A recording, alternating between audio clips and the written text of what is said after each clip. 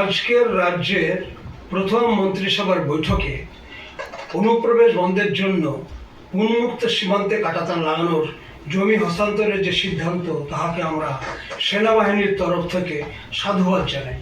আমাদের ভারতীয় সেনাবাহিনীর তরফ থেকে বহুদিন ধরেই দাবি করা হচ্ছিল যে যত শীঘ্র সম্ভব অসুরক্ষিত সীমান্তে কাঁটাতার লাগিয়ে অনুপ্রবেশ বন্ধ করতে হবে।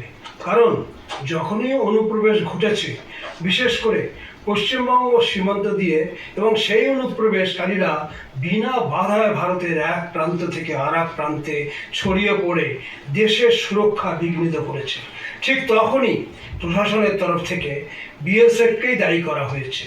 প্রশাসনের ব্যর্থতা কখনোই মেনে নেওয়া হয়নি। সুতরাং এই সিদ্ধান্ত সমগ্র দেশে, বিশেষ করে বাংলার সুরক্ষার জন্য ইতিবাচক। ধন্যবাদ।